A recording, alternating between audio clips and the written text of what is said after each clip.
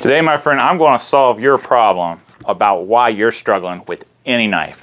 Doesn't matter what knife it is. I'm going to solve it for you. And this goes back to my original video that I did over the Kephart knife. Now, when I made that video, I thought I made it pretty clear, talking about the merits of the Kephart knife, but also on how and why it was designed. And at the very end of this video, if you want to check it out and see some of the criticism and stuff, maybe you agree, then check it out at the end. But it doesn't matter what knife that you have, you need to spend time using your knife. Now, the big critique that I got from that video is using the example of a feather stick. You know, because I pointed out all the different ways, and I used a lot of other different knives to demonstrate it, different styles, historic types, and everything.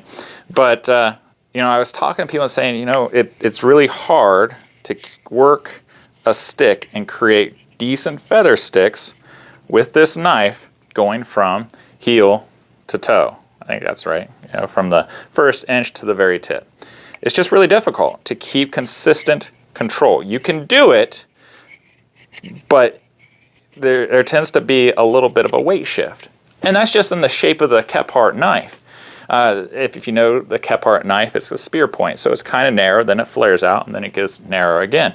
This knife was designed not for woodcraft. You know, this is Kephart's belt knife. He also had a fishing knife that he used, but this is the type of knife that he would just carry on him. And if he needed a belt knife, you know, especially for butchering animals, you know, because he went out and he hunted and everything, this is a knife that he reached for.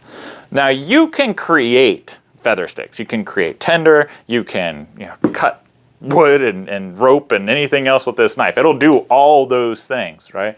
But he liked this knife because of the things that he mostly did with it, right? There's not a knife out there that's perfect. But the Kephart knife really shines in animal processing. Now, when I made my original video, I didn't have a deer or a big game animal to show you how this is done. But there's some features to this that really makes it nice for that. I demonstrated the Nesmik knife and how to butcher a deer. I did that last month or so ago. And so if you want to check that out, it'll also be probably in a link or something up top, or if nothing else, it'll be in my description box. But because it has a flare, like a lot of butcher knives do, especially when you're thinking about like getting underneath the shoulder, you can reach down in there, and the initial cut is right here in this part of the knife. And then as you come down, the deeper cut is made with the rest of the knife.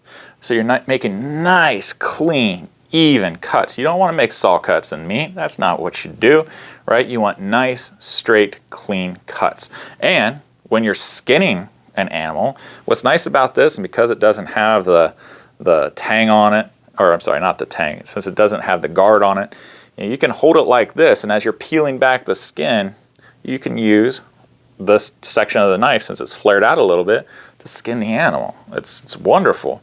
You can also do the pinch grip, you know, when you're cutting, which that's pretty cool. You can use it for camp chores, cooking chores and stuff by putting your finger down on that, making nice cuts like that. So this is just a great utilitarian knife. And I thought I was clear about that, but people griped because of how I was making the feather sticks. Now, here's the thing. This is how I'm going to solve your problems. Every knife that you use has a personality. Every single knife that you will get will have a certain personality. And as a woodsman, as a camper, as a hiker, backpacker, whatever it is, this is a tool. It's really your responsibility to try to figure out those nuances and the personality of that knife. So you're not fatiguing yourself. So you're not using it incorrectly. And that's going to help you keep the knife to the best shape that it can be, right? So you're maintaining it less. I've never had to put this on a stone yet. I've just been able to strop it. This is my go-to camp knife. I use this for everything, way more than my Nesmik. I like the Kephart. I love my Nesmik when I went hunting. Now, don't get me wrong. I actually think the Nesmik might be a superior hunting knife than the Kephart, but this holds its own. This is just a great general use camp knife. If I had to choose one, I would take this. If I was processing a deer and that's all I was going to do with it, I'd probably take the Nesmik. So I like the Kephart for the general usefulness of it. But let's get back to the point. People didn't like how I went from tip to back, because that's not generally how you make feather sticks. And they're right. You know, if you watch YouTubers, if you there's probably books that give detailed descriptions on how to make a feather stick, and you really don't. You just use the back end to the tip. But I used the feather stick to demonstrate how there's a weight difference. I didn't have a deer, so I couldn't really show you on a piece of meat. I certainly didn't have a chunk of steak or something to really show you that either. But going from tip to the heel actually gave me more control. And that's because of the weight distribution of the knife. If I go from heel to tip, then it doesn't work quite as well. I don't get as controlled cuts. And that can drive you insane, especially if you're a new camper, or maybe you're an experienced camper and you bought this knife, you thought it was going to be awesome, it's just not performing like you thought it would, or like I think it should, right? So this will hopefully help you because of that belly. The weight distribution is very different, and that can impact the way that you have to attack certain problems. Now, if you don't care about feather sticks, it's no big deal. Just make a bunch of tinder and be happy with it. You know, don't claim yourself as being less of a woodsman because you can't make feather sticks with a perfect knife or with a particular knife.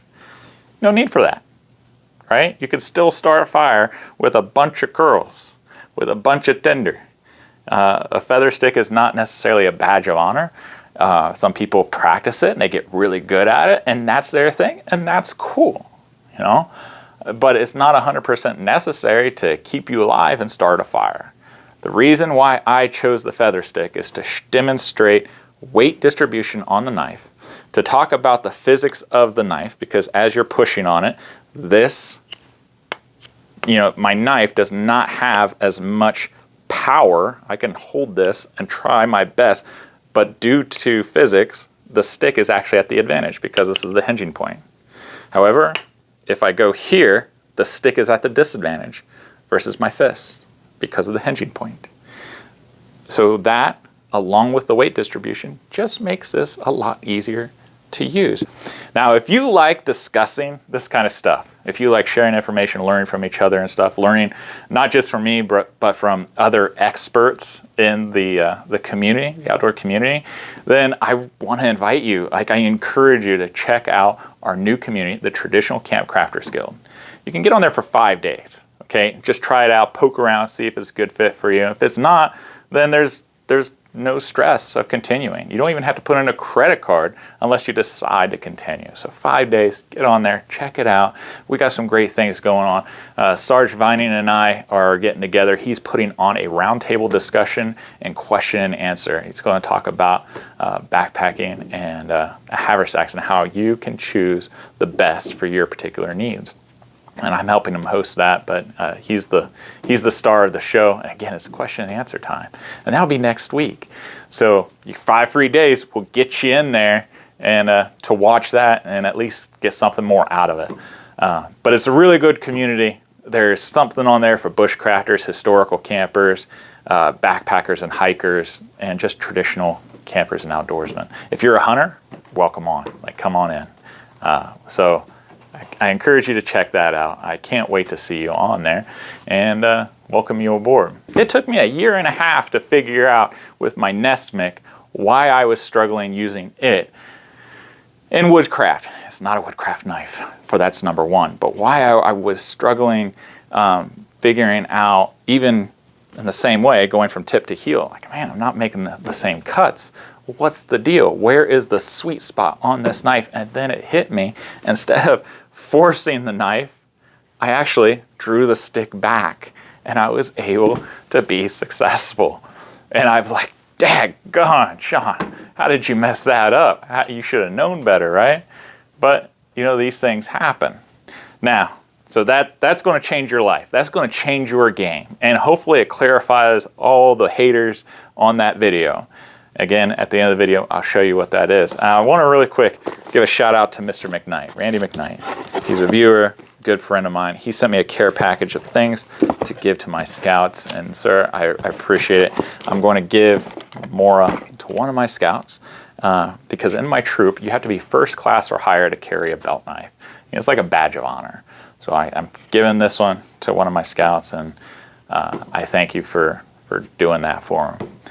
Passing on the love and passing on the knowledge. When I say knowledge, like you gave me the books and stuff, I can't wait to dive into them and pick up a few new tricks for my toolbox. Now, if you are interested in checking out my original video about the Kephart knife, then you want to check it out here. If you want to check out my video about the Nesmith knife, then take a look over here.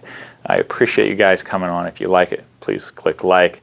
I hope you guys have a wonderful week. Give a kiss out to your loved ones, and I hope to see you on the guild. But if nothing else, I'll see you guys next week. Take care.